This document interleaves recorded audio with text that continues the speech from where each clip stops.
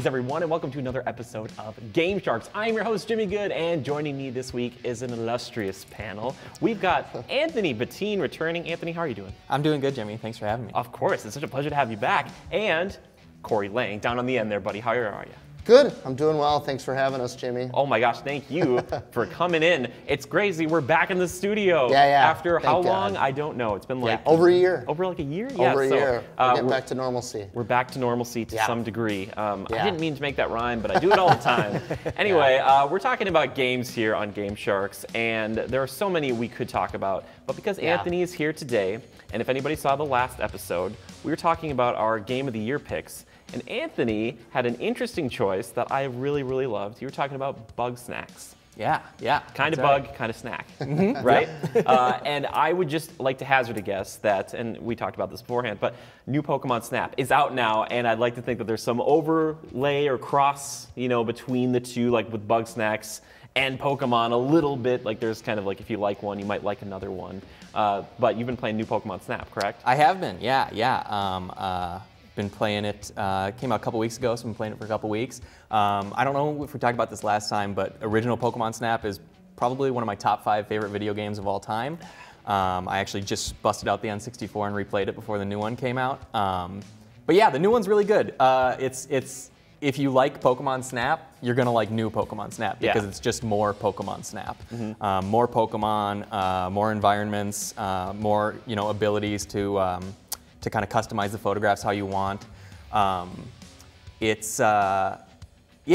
mean, there's not really much to say about it besides if you like Pokemon Snap, you'll like it. Nice. It is a lot denser than the original. Yeah. The original, because it was on the N64, there were graphical limitations. It was pretty sparse. There were maybe a handful of Pokemon on each course. Polygonal graphics and stuff. Yeah. Although I do think that was the first 3D Pokemon game. Oh, interesting. I looked, I think it might be Stadium. Okay. Because Stadium, I think it was like 80 or 1998, and then this Snap was 1999, perhaps. Sure. I looked. Yeah, I I was think gonna say, that's right. I just played through Pokemon Snap, the original last night. Yeah. Nice. On N64 hardware? On N64, Nice. baby.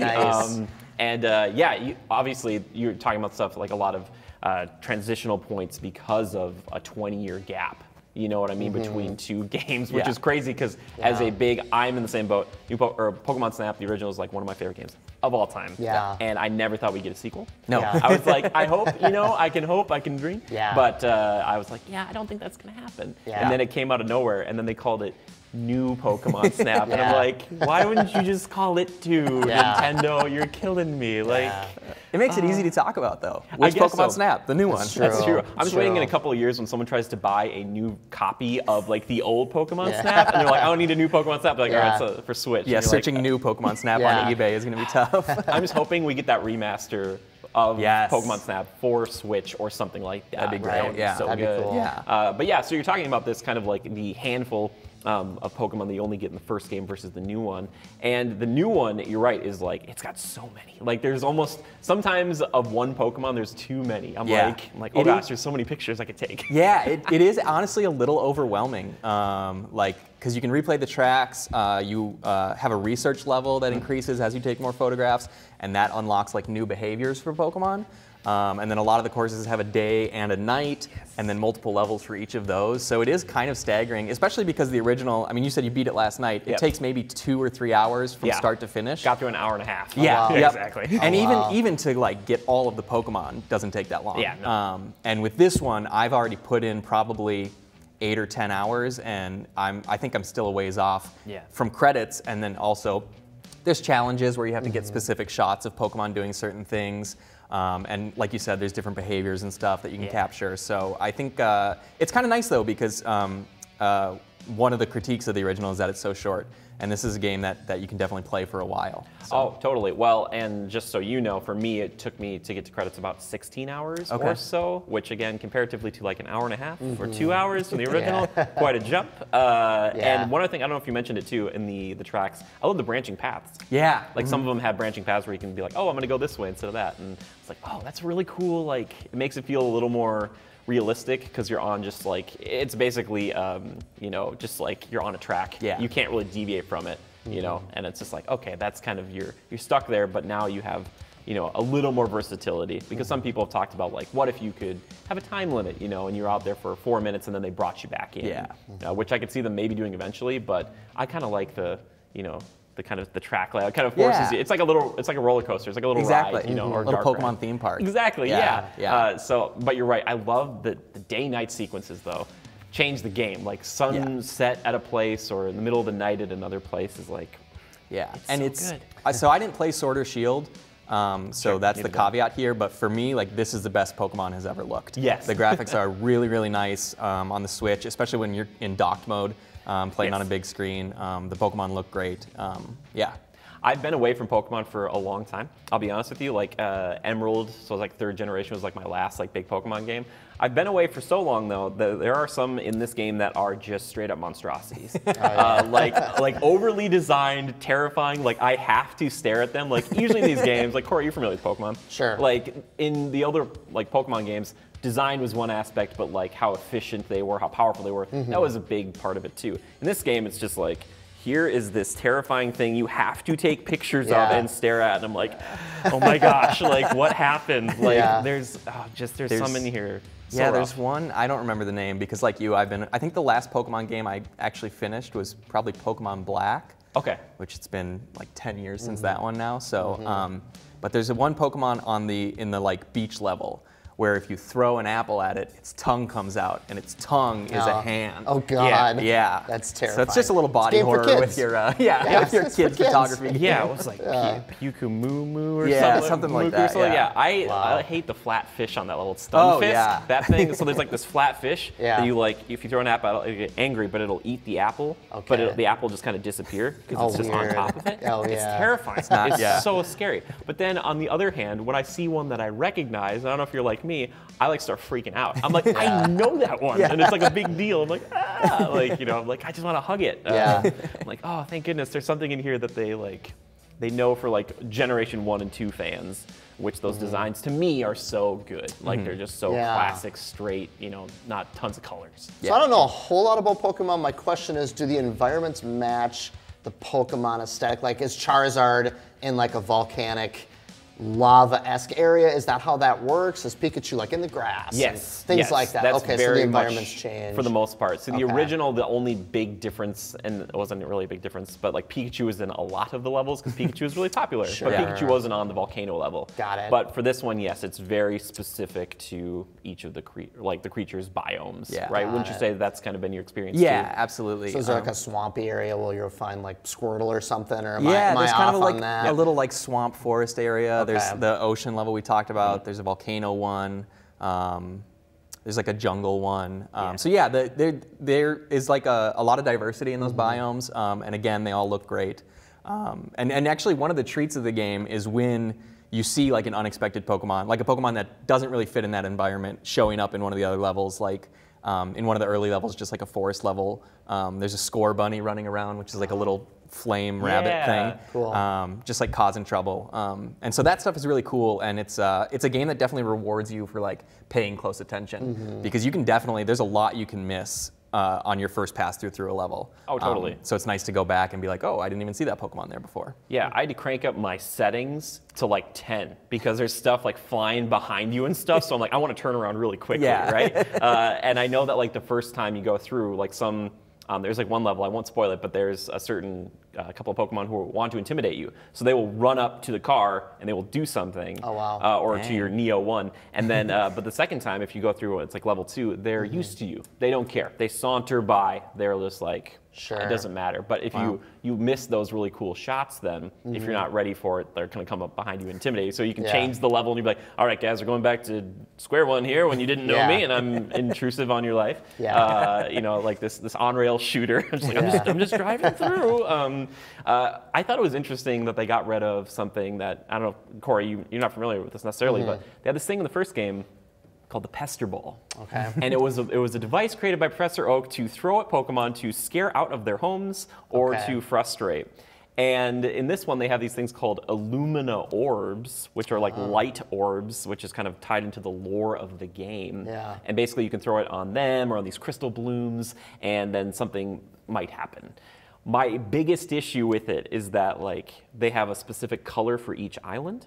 So like if there's a Machamp, you're gonna make him like outlined in purple for your best picture, which is kind of weird to me. I don't know if what do you think about that at all? Yeah, absolutely. It is kind of weird, like because you're so particular when you're framing your shot and all that, and then it's just like a big glowing Machamp. The Pester Ball is interesting. I think, you know, I think we've evolved a lot in the last 20 years. Sadistic. Oh, for sure. It's a little sadistic. Total. It's a little sadistic. The Illumina Orb is a little more. It doesn't really seem to harm the Pokemon. Right. But yeah, that is an interesting change. But they keep a lot of the stuff from the original game. I mean, you still have. I think they're called fluff roots. Yes, those apples that you can throw. You still have the music you can play to like get Pokemon to dance and stuff. Which that, by the way, the melody in this game is a regression from the first one because they had the Poke Flute in the first game. That's got 3 different melodies. This one just has the same, just nightmare-inducing melody you have to play every time. Because every time I see a new Pokemon, I throw a fluff fruit. I throw an Illumina Orb and I crack the melody. I'm like, let's go. I'm like, do something. And it's like, and I just hear the same song again and again, and it haunts my dreams. Like now, I'm like, come on, guys. Game for kids. Yeah, exactly.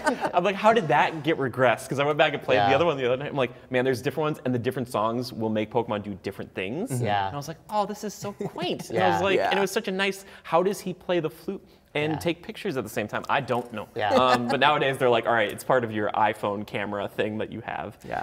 But yeah, those fluff fruit, by the way, I throw them at Pokemon, they wince every time. Those aren't fluffy. Like I still feel like a bad guy. It's like you whip it out like a whale lord, and it's like, ouch. But at least with that, they're like, they get like a little treat at the end, you know. With the Pester Ball, it was just like, what is this? It's like, here's some poison for you. Get out here.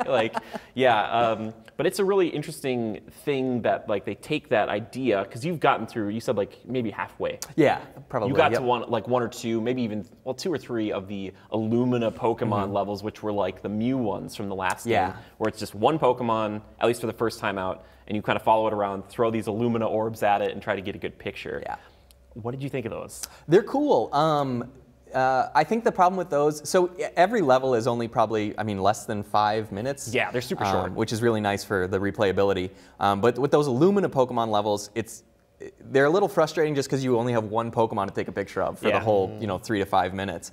And so it's cool at first. They're these huge Pokemon that are glowing and they do some interesting behaviors and stuff like that. But after you take a few good pictures, you're kind of like, okay. Yeah, exactly. Like, what's next? Right, yeah. Well, thankfully, after you do that first one, they just put you to level 2, and then they started adding other Pokemon in for level 2, which is nice. But yeah, that first run you go through. But I'll tell you this later on when you get to some of these other ones. It's like boss encounters almost. You have to they're so hard to get a good picture of. Oh, wow. And some of the pictures I would take, and sometimes the scoring in this game is, I don't know if it's generous or also really cripplingly mean. Yeah. Sometimes I'll have a centered picture of a Pokemon and it'll be like, you took a picture of nothing. Then other times it's like half a body or like a part that's in the center and it'll be like, oh, you've centered it perfectly. And I'm like, what? Professor Mir, what are you looking at? The scoring system is a little arcane. There are definitely moments where I'll be like, oh, that was a great shot. Like, I can't wait to submit that one. And then it gets to the end and he's like, this sucks, dude. Like, what are you doing? I'm like, oh, and I'm like, I guess I'll put that in my album for my personal collection. I don't know. Professor Mir, I don't know if we could trust this guy. I don't know. I never trust the professors. After Oak was like, here's the Pester Ball. I'm like, okay. All right, what are we trying to do? What are your motives here? Yeah, exactly.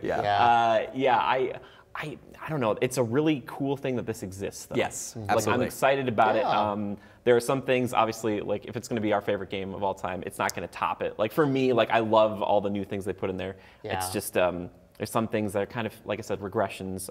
Some of the new Pokemon, though, I'm just like, oh gosh, I hate to think the ones that got bumped. Like you know what I mean? Like it's just like, oh, they're like, oh, well, this one could have made it in, but we got to put in this terrifying creature, and I'm just like, oh, and not in a good way. Not in like, oh, this is fun to look at. Also, what did you think of the music? I want to talk to you about that too. Honestly, this is a podcast game for me. Sure. So I don't pay close attention to the music, mostly because that the little melody that you play is really annoying. Thank you. So I was like, I'm going to turn this down. I'm going to throw on a podcast, and it's also a workout game for me. Like when I'm on the stationary bike. Yeah. So I honestly I can't speak much to the music. Sure. Yeah. It feels anemic. I don't know. I've been working on a big review for the channel here, and I wrote like 5 pages, 11 fonts. Oh wow. Single spaced. But and I was like going through and I was listening to the music from the old one. I was like, man, this stuff's so killer, and just like and I love it so much. And another thing that you'll probably notice too is that in the original Corey, basically all of the levels were connected on one island. And to get from one to the other, you'd either need to score a certain amount, take enough pictures, or you would actually open it up yourself by getting a Pokemon to hit a switch or making a Pokemon explode, which also seems a little weird that the professor's like, chuck an apple at an Electrode, make it blow up. But I loved that. I love that interconnectivity. And these islands have a technical connection, but I won't talk about that. But they do feel weird because they're really close to each other. But it's like, this is the volcano island. This is the jungle island, and it's just kind of like, it's a little strange, right? It's a little strange, and it's a little tough. It's not always clear like what you're supposed to do to move forward in the game. Like sometimes it's a matter of, like you said, like scoring a certain amount of points, or sometimes you do have to like find a new path or get a specific Pokemon. But it's not like, there will be times where I'll run through a course and then get out, and it'll just be like, okay, should I run through that course again? Do I need to go back to an old course?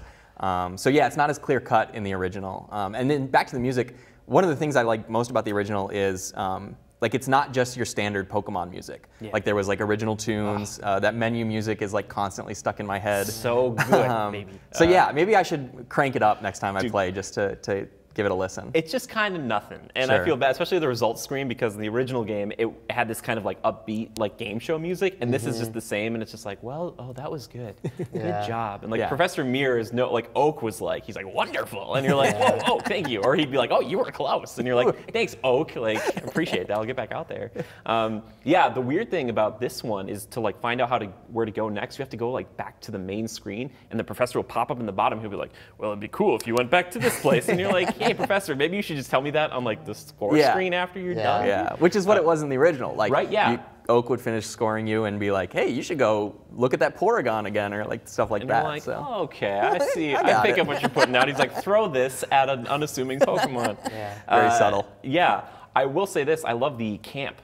That you have there, by the way, too. So they have this camp, Corey, where like you're kind of your main base of operations, and you can go check out like your album and stuff. You can go look at all like 3D models of every Pokemon, and you can hear like their little roars and stuff, which is really cute. And then you can see how messed up the Pokedex entries are, where it's like, I've got like a foot on Charizard, like stuff like that, or it's just really weird like weights and heights and things. But you can actually take a little like tour around and just take pictures in that little camp zone, which is like really low stakes, just to be like, all right, you're going really slowly. There's not like a teleport thing you have to worry about. It's just like look around, you know, which I really like. Did you have fun at the camp? Yeah, the camp's awesome. It's cool to be able to, because you don't get to explore that right away. That comes a few hours into the game. So it's cool to like, that's where like all the cutscenes is a kind of a stretch. It's static people and text on the screen. But yeah, after a few hours, they're like, hey, why don't you go take some pictures around the camp? And yeah, it's just very calming. There's no like big scary Pokemon running around. They're just like chilling on picnic tables and stuff. So yeah, it's a nice touch. Yeah, which is funny you bring up the cutscenes because they're very sparing in this game. But then there's like, they brought back Todd Snap, just aged up, like, which is really great. Like the original character from the first game, he's back. He's like, I've come back. He's older now. Yeah, and he has a protege who's horrible. Oh yeah. This guy's name is Phil. He's very like, he's like, I'm gonna take better pictures than you. And you're like, oh my gosh. And then Phil. I read this thing the other day from one of the other characters in the game. It was like, Phil was saying he thinks you're really cool, but he'll never tell you. And I'm like, I don't want to be caught in this workplace drama. And I feel like I'm the only person doing stuff. Because like when you're out on mission, their little pictures will pop up. Nice shot. Or other stuff. I'm like, are you guys just watching me take pictures? Is anyone else doing research? Are they in the Neo 1 with you? Exactly, yeah. I'm like, guys, how about you get out there and do this yourselves? Like, I'm surprised Phil, like someone had mentioned me, like, what would be if Phil was driving alongside you and was trying to take pictures? And they just whipping fluff fruit at him. You're like, get out of here, Phil. Like, or even, it would be cool to see like a multiplayer mode added down the line. So sweet. Which was not present in the original either, but some sort of competitive like score-based thing, or yeah, that'd be very cool. I just want to know if I can go print off my pictures at Blockbuster. Yeah, let's bring that back. Let's bring it back. Let's go. There's only one Blockbuster left, I think, at the time of this recording in Bend, Oregon. So we're gonna head over there. Perfect. We're gonna ask really nicely. To print it off. But the ability to re-snap your pictures, or kind of, there's like a Photoshop in here, Corey, like a little bit, or you can add like frames and stuff. I stuff. put like a hat on my, on the Pikachu or whatever like that. I was like, this is so social media like geared. They're like, all right, we're gonna put this here so people like Machamp has a mustache now, like you know, that kind of thing. Have you messed around with that at all? I actually haven't. I haven't played around with that much at all. It's extensive. It's weirdly extensive. Yeah, I was like going through. I'm like, wow, there are a lot of options here. Yeah. Like a lot of options. It's like, okay, I get it. You know, people want to make. I made my Machamp have different colored fists for each one. It's a fire fist and a water fist. And I was like, ha ha. Yeah. And then I gave up on it because I was like, I don't want to do this anymore. Yeah. But I'm sure like a lot of kids will be into it, and it's a great entry point for people who are new to the franchise. Absolutely. Because it's like low stakes. You're not fighting each other, like, you know, it's that type of thing. You're not trying to make the other Pokemon faint. It's just like, it's kind of an easy going, like, E for everyone game. Yeah, except absolutely. Those fluff fruit, just whipping them at people's faces. But you recommend E10+. Exactly, E10+, yes. Okay, but you recommend it for, you know, most people who like Pokemon, obviously. Absolutely, yeah. If you like Pokemon, you're gonna like it. If you like the original Pokemon Snap, like, I would have a hard time seeing people who are like, I love the original Pokemon Snap, but this one sucks. Yeah. Because it's just so similar and improves on a lot of things. Like you say, it's a great starter point for the Pokemon series. A few months ago was playing the original with my niece and nephew, and they loved it. They're little kids. So yeah, I definitely recommend it to Pokemon fans, Pokemon Snap fans. Yeah. My nephew was even dancing to the music the other day from the original Pokemon Snap. He was like, what is this? I was like, oh, look at this. And I was like, which level should I go to? He was like, beach, tunnel, volcano. He's like, volcano. He's like, please do the volcano. And I was like, yeah, I guess volcanoes are dope. Perfect. I was like, yeah, more of that stuff. But yeah, I'd be curious, Corey, because like you're not the biggest Pokemon fan. Sure. If this has any interest to you at all. Yeah. Well, my wife picked it up, so I think she bought a physical copy, so I have access to it. Okay. If I'm really interested. She bought it for a flight we recently took, and she's loving it. She grew up with Pokemon, the cards and plushies and all that stuff. Pokemon just passed me by. I think I told Anthony, I never had a Game Boy growing up. So I think that's maybe why I never got into Pokemon. But yeah, it looks super fun. Yeah, maybe I'll check it out sometime. Yeah, well, that's the big thing is like having a Game Boy growing up, like it was to see them in their natural habitat without fighting, which is such like a mind blow for me. I was like, oh my gosh, like I can't even understand what I'm looking at here. Like, why? There's a Bulbasaur. It's not fighting anybody. But I have to ask the very required question on these types of things. Favorite Pokemon of all time? Each of you. You'll have to start with him. I'm going to go with kind of a wild card pick. I'm going to go with Sudowoodo. Oh my gosh. I love Sudowoodo. And did you see Sudowoodo? Yeah. Oh, okay, good. I just want to make sure. I didn't want to spoil it for you. But dude, looks like a plant, but is a rock. Yeah. It's like a tree, and it just kind of stands there. You throw some water on it, and it freaks out. Very annoying in Pokemon Gold and Silver. Very much so. The new age Snorlax. Yeah, man. Okay, Sudowoodo.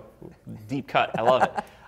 Corey, how about you? I don't have a strong opinion here. I don't know much about Pokemon. I'll go with Charizard because I like dragons. Dude, Charizard I have the little Charizard amiibo figure that that I bought for, I think it was Smash Brothers, like 2018 or something. Dude, one of the most brutal grabs in that game is he'll like grab him and like throw him down, pin him with his foot, and then like burn him. Oh my gosh, I love that so much. Well, for me, everybody asks thank you. It's Arcanine. Arcanine is the best. It's part dog, part tiger, all cool, fire, probably taller than I am. But if I looked at the Pokedex entry, it's probably 2 feet tall, you know, and weighs 300 pounds. And I'll be like, wait a sec, no. I love Arcanine. I have not seen Arcanine in this game yet. It was in the original. In the original, but not all the time. We wouldn't always get the drop. No. They're like hiding in volcanoes. It was very strange.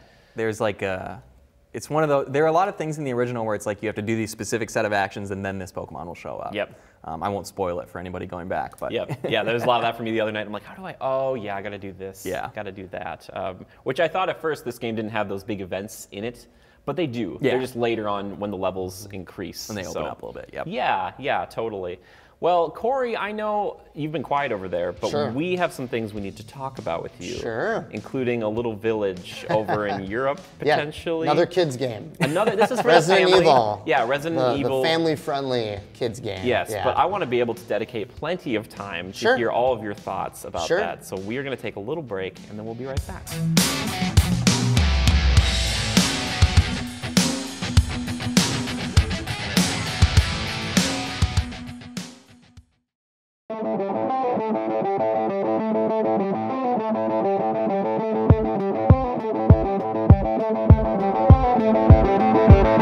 Like to play video games or interested in the gaming industry in general? Well, then check out Game Sharks right here on QCTV. Game Sharks features the latest and greatest in video game headlines, family-friendly, in-depth discussions, and hot takes. hosted by Jimmy Good and yours truly, you can check out Game Sharks on QCTV's local channels, as well as QCTV's homepage, qctv.org, where you will find current and past episodes of Game Sharks. Join the Sharks and chum the waters right here on QCTV.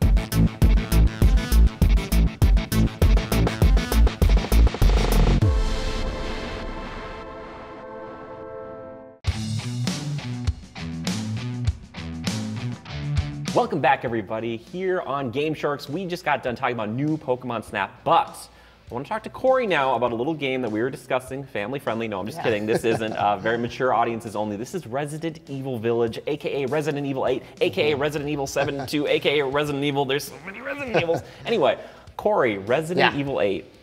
Coming hot off the heels of the success of Resident Evil 7, which took the franchise in a new direction in that of a first-person mode, as opposed to the third-person, which has normally been, or isometric, way back in the day. Right. So Resident Evil Village, man, coming out now, not in the swamps of Louisiana or the bayous or anything like that, in this creepy castle or village area in Europe somewhere, right? Yeah. Like Romania, maybe. I don't think they really specify. Ends with an Ania.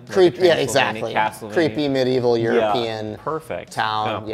I played the demo, but it's got nothing on the full game, which you've gotten through quite a bit of. Would you say you're like halfway-ish, maybe more? I think so. So Resident Evil 8 Village, they're back playing with the Roman numerals, which is actually kind of brilliant, to be honest, because that's what it is. You're playing in this big labyrinthy kind of village with castles and other environments that I won't spoil. But yeah, that's kind of the setup. Obviously, there's an intro sequence, and that bleeds right from 7 into 8. So this is a direct sequel to 7. You're still playing as Ethan Winters, who I think was introduced in 7. I'm not up to snuff on my lore of Resident Evil, but I'm pretty sure that character was introduced in 7. Maybe he was mentioned in the older games. I think you're right. Don't think so. He's got a hard time keeping his family together. Yes, he does. From what I understand. And his hand. And his hand. Yeah. Like, what's up with this? Like, he seems like such a sad fellow. Like, not the guy I would pick for like my protagonist. Yeah, but then again, I played like Resident Evil 4 with Leon Kennedy. Yeah, he's very goofy. He's like, I'm ready to fight. Yeah, it's very silly. So if you haven't played 7, which I highly recommend, it sounds like you played it. It's excellent. It's very scary. I played the whole thing in VR in chunks, little by little. But madman. Yeah. I respect it. Yeah, thanks. But there is a little recap video on the menu. So if you haven't played 7, no big deal. Perfect. Just get 8 if that's your thing. It looks like Capcom looked at like the Universal Monster universe and were like, yes, we want castles and creepy snow-covered villages and werewolves. They call them lichens, whatever. Yeah. Which I never really heard that word lichen until I saw the Underworld movies. Yeah, dude, me neither. And I was like, lichen? That was werewolves, but they call them lichens in this. It's the Universal Monster setup, injected with Resident Evil. So you got Chris Redfield shows up briefly. I'm only halfway through. I think I'm halfway through. I've listened to other podcasts and read reviews. I don't know if people are speed running this game. I'm hearing people like, I finished it in 9 hours, 8.5 hours, 10 hours. I'm at 9 hours now, and I think I'm only halfway through. It's a big game. I'm not going to say it's open world. It's definitely not non-linear in the way you progress through the story, but in terms of exploration, it's definitely a big environment. So I would say the exploration's not non-linear. The story's linear, if that makes sense. Gotcha. Okay. So kind of like Bioshock-y kind of a thing going on, where obviously you have to complete the game in an order of sequence. Sure. But it's very good. Like you mentioned, it's first person, so they've kind of ditched the over-the-shoulder third-person action vibe. It looks amazing. I think that's one thing I haven't heard a lot of people talk about. So I'm playing this on PS5, I should probably say. It is razor sharp. It's one of those games where the HUD disappears, which I love. Oh, sure. There's nothing junking up your screen. It's just full frame, environment, your character, the gun, obviously, whatever weapon you're wielding. So it's very pretty. I'll put up some B-roll on this screen while we're talking about it. I think it's running on the RE engine, they call it, which is appropriately titled. I don't know if Capcom runs that engine on any other games like Monster Hunter. Yeah, Monster Hunter. Devil May Cry, I know. Devil May Cry, okay. super sharp game engine. I think it's one of the best looking modern game engines out there, that I've seen. So yeah, it's definitely a showpiece for your new console. Sure. I think this game is released on older platforms as well, so you can get on PS4, Xbox One, moving forward. But yeah, without spoiling too much, obviously this game goes places. It's very silly. They do take itself seriously in the story, but I'm sure you've seen in the demo and other aspects, like Anthony said, like there's literally a sequence where, like this isn't really a spoiler. I think they show this in some of the trailer. His hand gets cut off, and he literally puts the hand back on and puts it back on his wrist. And he pours alcohol on it. That's how you do it. Yeah, that's how you do it. Yeah. So, I mean, he's a real silly character. But yeah, there's a wide variety of horror elements in this game, for lack of better words. Sure. So, it'll jump from high action, where you're struggling to survive with the horror elements, to there's straight up a sequence where there's no combat.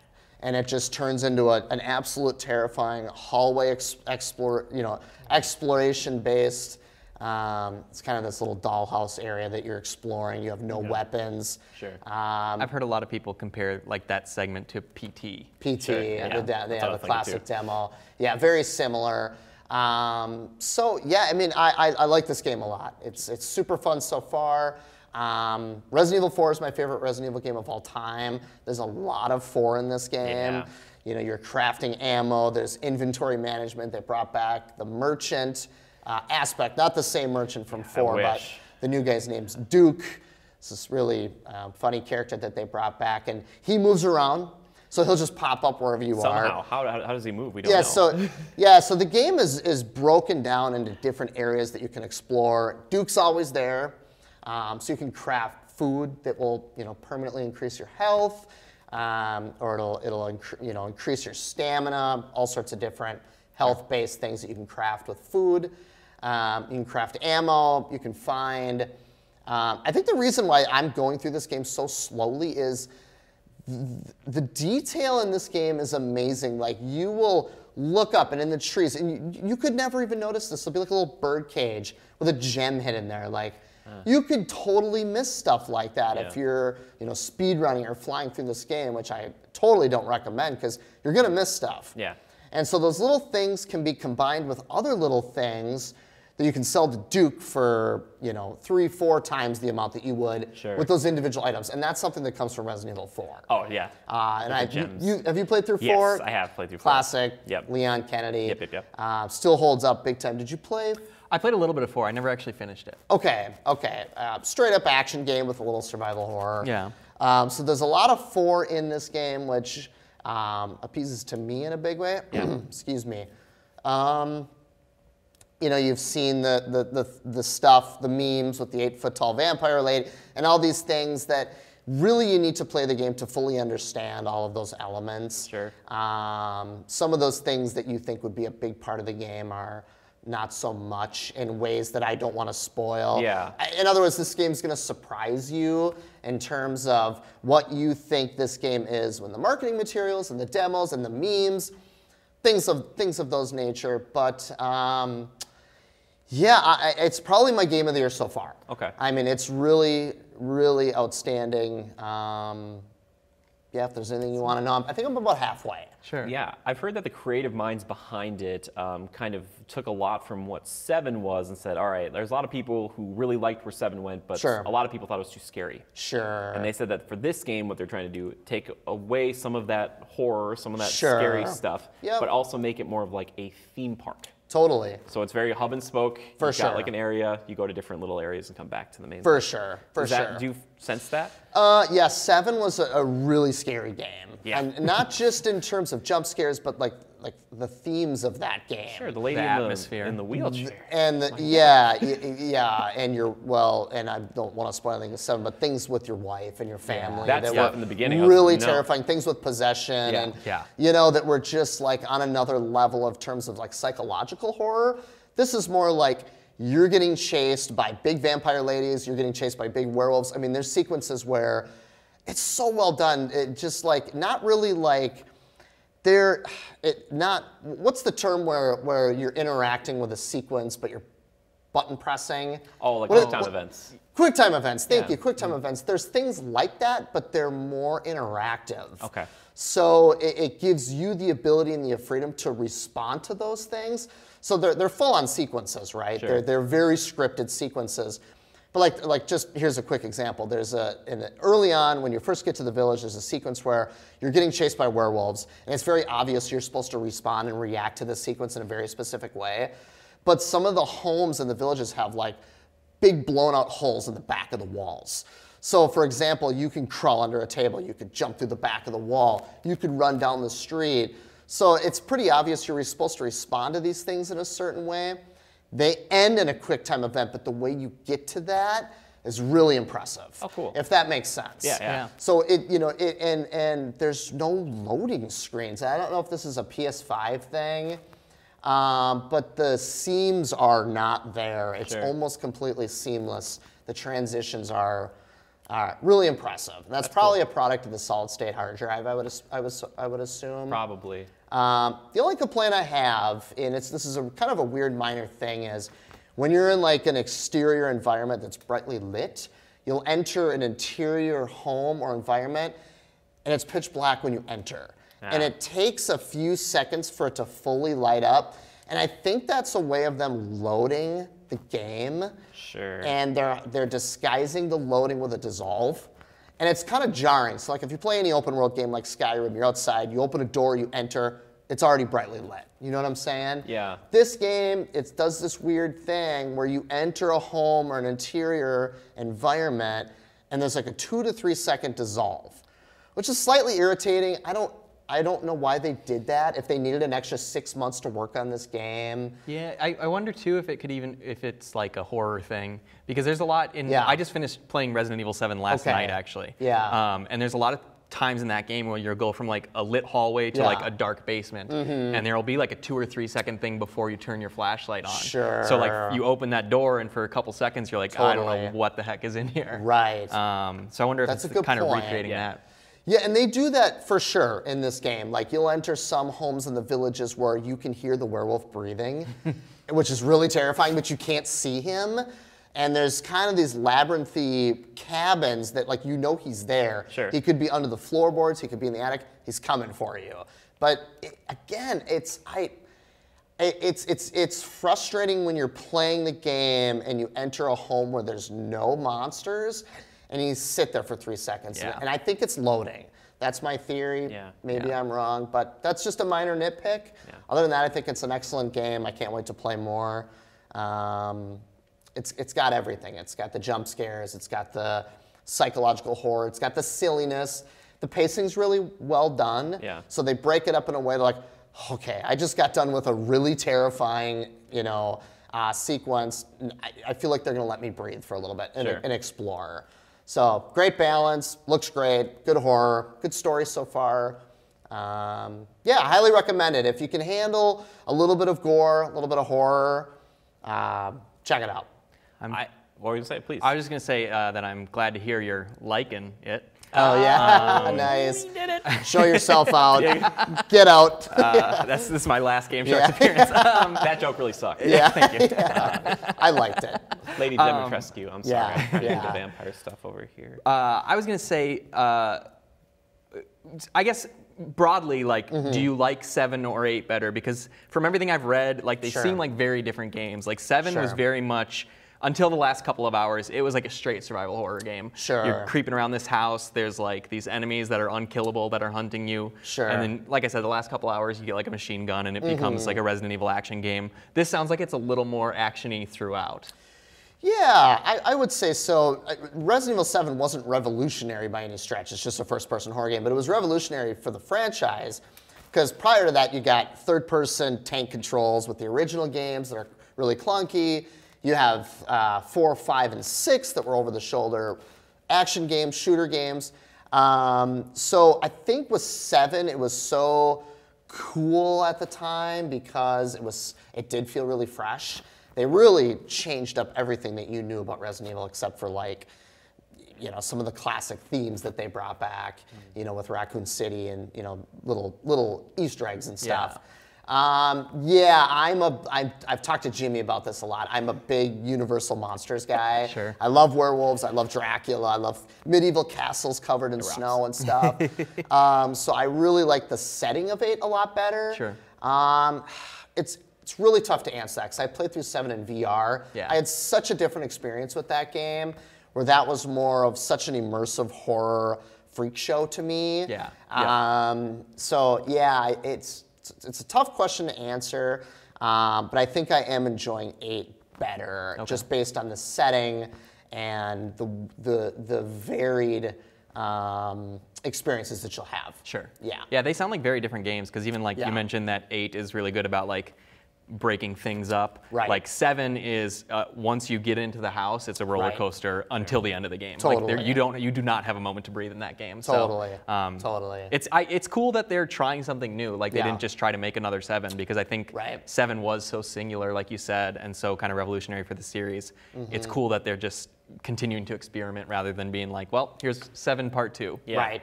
Yeah, the one thing I will say is 8 is much more puzzle heavy than 7 was.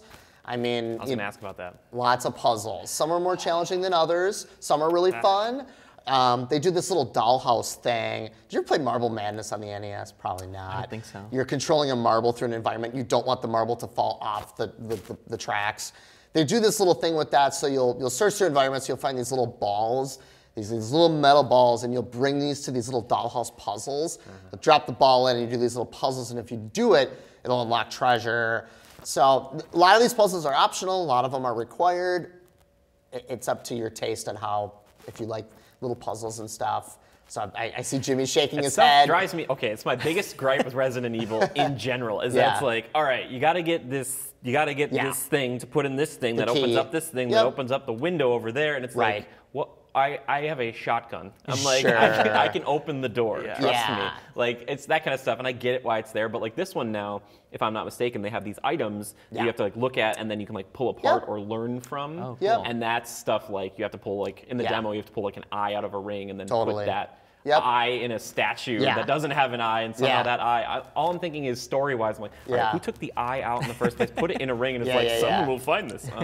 Don't do that. Don't think. I'm sorry. With this game, just don't think about anything. Otherwise, you will hate it. Yeah, no, it's so stupid. It's so stupid on multiple levels that I just sit back and laugh. Like you said with the puzzle things. Like there's this goofy, super minor spoiler. There's a little puzzle where you need.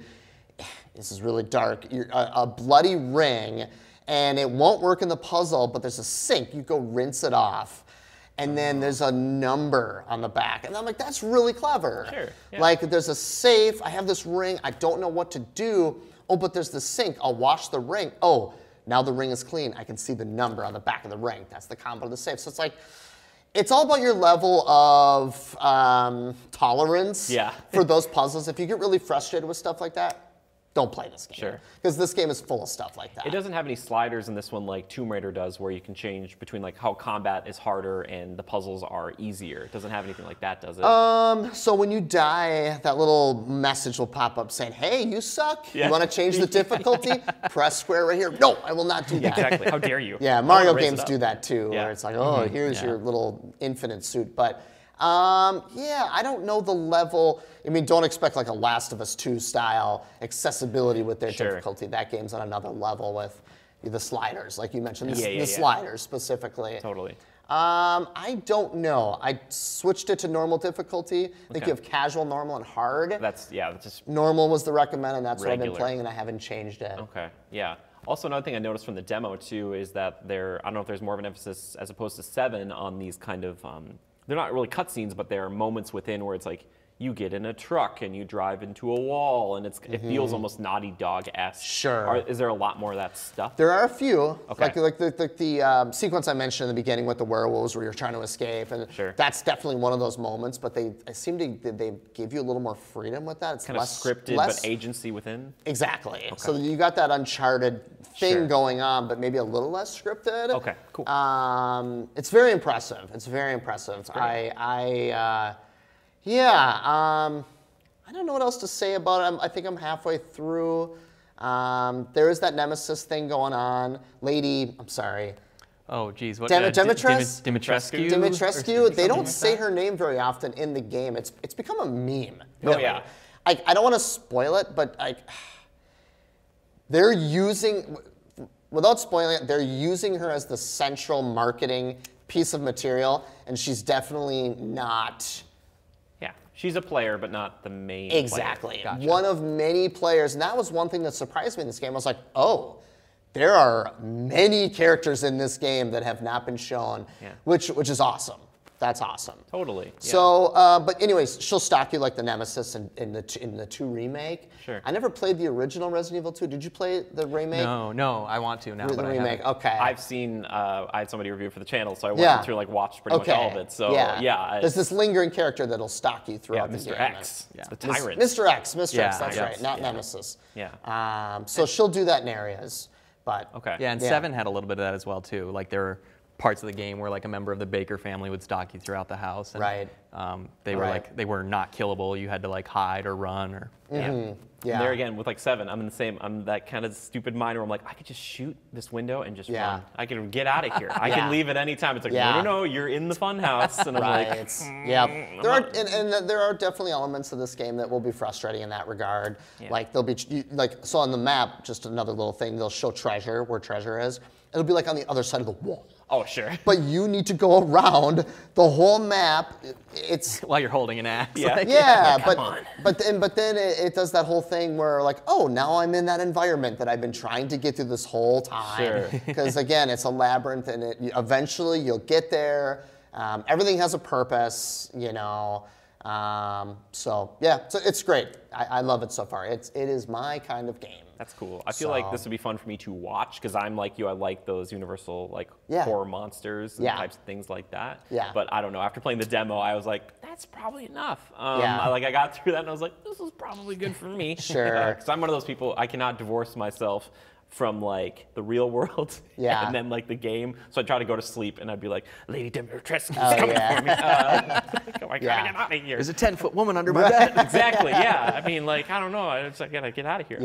How did you get there? Right. Any creak I would hear would be that. I'd be you'd think you'd see her feet sticking out of the bed. I don't think your bed is 10 foot long. She's a vampire. I don't know if she does it. But so like you were saying, different than 7, but still worth people's time. Yeah, it's still in that, awning. It's still underneath that umbrella. Sorry, I'll leave too. And speaking of umbrella, it's one of those games it's kind of difficult to talk about because Resident Evil is one of those franchises that people hold very near and dear to their heart. You don't want to spoil anything, and I don't want to. I don't want to ruin any of those surprises. But you can ruin for me later. Exactly. Yeah, I've seen a lot of people you're talking about kind of coming in under the 10-hour mark, but I think a lot of those people who are kind of running through it are looking to replay it. Sure. Which they're kind of going through on harder modes and getting better gun stuff. Yeah. But my big question for you is just to wrap up your favorite weapon. Which one? Shotgun. You gotta go shotgun. Feels good, right? Right. Yep, shotgun. You get a couple different shotguns, and you can upgrade them. And there's one that's better than the other, but shotgun. Shotgun so far. Yeah. I think I had one shell in the demo when I found the shotgun. I was like, because there's a moment, and this happened with me in Evil Within, which I still need to beat. Yeah. It's I'm like, man, this game's so hard, I can't beat it. And then I find the shotgun, and then the Doom 2016 music starts playing in my head, and I'm I was like, the tables have turned. Yeah. Anything is going to get blasted. Sure. You know what I mean? I like a good shotgun. Did you feel the same way about 7? Was shotgun your favorite, or did you have a different weapon there? I mean, the shotgun feels really good in 7. Mm-hmm. 7, I feel like so much of the time I was trying to avoid combat because it was much more survival horror. Your ammo was so limited that most of the time I was like, okay, there's a thing, I'm just gonna run from it. And that game was cool because you could do that. If you wanted to play that game, as a shooter, you couldn't play it as a full shooter, but you could get through all those encounters shooting your way through them. Whereas I am a little baby, and I was like, that thing's scary, I'm getting out of here. That's very much how this game is too, but way more ammo. Sure. Okay. So you can find ammo everywhere. You can buy it. You can craft it. They want you to always have You're always in combat except for those sequences where you're not, if that makes sense. Sure. So. And did you feel like other items were coming pretty quickly with like health and stuff too? We talking green herbs and stuff? Yeah. You'll find ingredients. You can craft potions and you can craft health things that will heal you. I haven't found it to be particularly difficult. I've died a few times.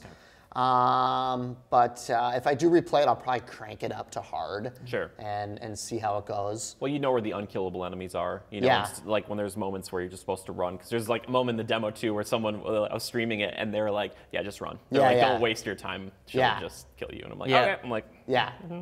That was one of the things that kind of bothered me about 7 is it's not always clear when you're supposed to run and when you're supposed to fight. So there was a lot of like banging my head against the wall, like, okay, I can't beat this thing. Am I supposed to run? But then I run and there's nowhere to run. So yeah, a little bit of that in here as well. But it's it's great. It's great. Yeah. So it's not fantastic. Just, it's not like it's something that you just pick, whatever. There's 7, you don't need 8. You're no, I was very surprised by this game. Good. Very surprised. I think it's a significant step up from 7. To be surprised by any game nowadays is honestly very surprising. Because I feel like we get so much stuff before it comes out. Even if you don't try to look at it, you're like, I kind of know what this game is going to be about, right? Like, you're like, okay, I can kind of, but you're surprised. That's a great thing. Check it out. Okay. Highly recommend. Yes, and because it has the replayability, even though it's under 10 hours, if you're looking to replay it, you're probably going to get your money's worth. That's the other thing too. Yeah, and I truly don't think it's under 10 hours. I don't know how anybody can finish this in 10 hours and find everything. Sure. But yeah, you're right. It's not a long game. Yeah. It's not a long game. Like I said, I think I'm about halfway through. I'm at like 8 hours. It's hard to say how much I've left because I haven't been looking into how much I've left. I don't want to spoil it, so I could be done in an hour. I don't know, but yeah, maybe I would say 10 to 15 hours. Okay, maybe it'll be on sale or on Halloween time. It'd be perfect. No, I'm just kidding. For sure, yeah. That's like when I'd want to watch somebody play it. Usually I'm the guy who's going to play it. Yeah. But I'd be like, how about you play this one? You know. Well, that's a funny thing you bring up too. Just real quick, I know you want to wrap this up, but speaking of price, shout out to Capcom for not going the $70 route. Amazing. Because I went to Target and I'm like, okay, Returnal or Resident Evil. I've heard so many great things about Returnal. Great showpiece for the PS5, exclusive, Housemarque. I really want to play it. $70. $70. It's hard. But then there's Resident Evil, $59.99. I think I made the right choice. I still want to play Returnal, but I'm surprised that new Pokemon Snap wasn't $70. Nintendo hasn't jumped to that. No, Which is well, they're in that weird ground where they're like, they're not really a next gen console. Sure, yeah. Or new gen, or I guess now current gen. Their prices never go down though either. Yeah, exactly. Breath of the Wild's still probably $60. Oh yeah, like, and it will be until forever. we're all dead and gone. Exactly. But that's an interesting point that you make there, Corey. That it's actually like that $70 because and Returnal, very different games. Totally. But if it comes down to a budget, like we are here on this show, we don't. Unfortunately, Capcom and Nintendo don't send us anything. They could though. Hey Phil, my boy Phil Spencer over at Xbox, if you want. Anyway. But this is from a real perspective. Sure. You know, which I appreciate too, because it comes. Sometimes you do have to make those decisions. Right. You know, and honestly, Resident Evil I think is going to be a game because of you know that franchise, that history, that love that people have. That's probably going to stay at that price point. For longer. Returnal, we don't know yet. New thing could be in flux, could drop in price. I'm going to wait for Returnal to drop in price. I really want to play it. It looks really fun. The other thing too is you look at Xbox, what they're doing over there with their Game Pass. Oh my gosh. I opened that thing up. I'm like overwhelmed by how many amazing, amazing games are in there. Not free, but kind of. I mean, in my mind, it's like, okay, I'm paying a subscription service. Like the value you're getting, you might as well call it free because it's like. They're asking peanuts for the value they're providing, and then they want $70 for a game like Returnal. It's like, man. And even with Game Pass, like there's a lot of like day one stuff, so it's not like you're just like working through the backlog. Like there are brand new games that you can log into Game Pass on the day they come out and play them. Yeah, like the new Dungeons and Dragons Dark Alliance looking game, whatever that little third-person RPG game. I forget the subtitle, but they just announced that's going to be on Game Pass day one. I'm like, oh, that's a game I'm looking forward to. So yeah, You want to team up? Are you playing a lot of Game Pass games? Yeah, what I was going to say is it reminds me a lot of, we were talking about Blockbuster earlier on the show. I'm talking about it again here for a second. So shout out to my mom.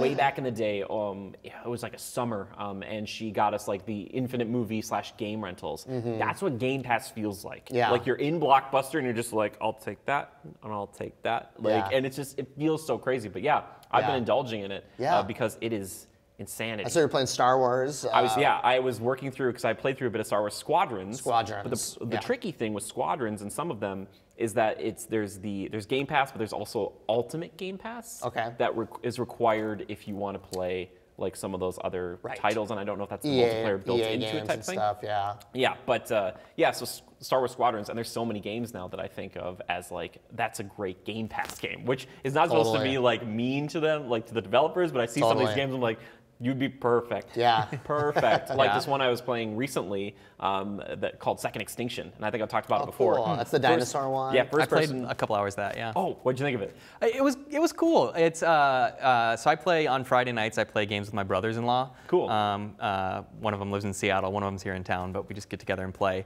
Nice. And so we checked out Second Extinction last week. It's still in early access, I think. Yes. And you can kind of tell. There were some really nice glitches where like you'd shoot a dinosaur and it'd just go flying into the sky. I love it. No, it's very cool. That's a feature. It's not a bug. But yeah, it's your pretty standard like kind of Left 4 Dead horde kind of shooter kind of thing. We didn't put too much time into it, but I had fun with what I played. Okay, but that's like a perfect like Game Pass game, and I've covered it a lot for my channel because I've actually like worked with the devs a little bit, so I like covered it for the PC, and I've covered it for like Xbox, and it's just cool to like see them like, okay, more and more people are getting to try this game out. But that is like just shooting dinosaurs. Yeah, and that's on Game Pass, did you say? It's on Game Pass. It's also for early access for like $25 or $30 or something like that. I'll have to check it out. But yeah, it's really just dumb fun. So stuff like that, but that's why Game Pass I think is so crazy. But you're right, so you do that, and then if you do have a PS5, which Corey is one of 5 people in existence who has one. I have one too. It's bad. There's 2 of them here. Oh my gosh, we should get some lottery tickets. Anyway, but like you make that choice where you're like, well, you know, $70 on an unproven thing, which again, if Returnal were an Xbox thing, I could see that being Game Pass because it's a roguelike. Definitely. Oh god, yeah, Halo Infinite. It's going to be on day 1. Yeah. Which is like, that blows my mind. Whenever it actually comes out. Exactly. Which I still have so much respect for Microsoft for holding back on that, because they could have launched that with the Series X and Series S in a bad state and sold just like gangbusters, but then damaged the brand. Like, that's the trick, right? Well, somebody pointed this out on a podcast I was listening to the other day, that Sony actually shipped an Xbox Series XS game before Microsoft did. Oh yeah. With MLB The Show. MLB, which is so wild. It's so crazy to see that. Like, see a friend playing that on Xbox. And it's got the PlayStation logo. It's really strange. Really weird. Well, gents, I could talk to you all day about video games, but I'm afraid that QCTV says we can't make it a 2-hour show, which is totally fine. I understand. We'll come back really soon. Yeah, that we'll would try be great. We'll try to get back in here sooner than the. With COVID, there was a lot of gaps. Exactly. You know, it was. It's understandable. It was a challenging year, so we'll try to step it up a little bit. Who cares? I'm just happy that we're back here at all. Even if this is just, I'm just happy to see you guys in person. You know what I mean? Right. Oh my gosh, people again. It's driving me mad. But thank you both for being on. Anthony, thank you for coming to be a special guest once again. Thanks. Yeah, absolutely. Gosh, thanks for having me. He's going to be the guy who's like coming on here more than anybody else. Yeah, right. We'll just make him I'm going for the record. He's going for the record. Right. And Corey, thank you for being my co-host once again. Yeah, thanks, Jimmy. If you want to see more of Corey, he is on a bunch of different things here on QCTV. Yeah, just check out the website, qctv.org. It's probably the best. And follow us on Instagram and Facebook. We have an excellent new social media coordinator, we had Anthony. Sadly, he moved on. Brief tenure. But yeah, he did a great job. Now we have Seamus, and he's also doing a great job. So yeah, just check out social media. Yeah, cool. You'll find us. Excellent. Well, wonderful. Thank you, everybody, for tuning in today. My name is Jimmy Good, and if you want to see more of my face on the internet, you can check out Critical Reviews out here. Self-promotional, I know it's very subtle. But just thank you for hanging out with us here today. And until next time, just take care, everybody. Bye-bye.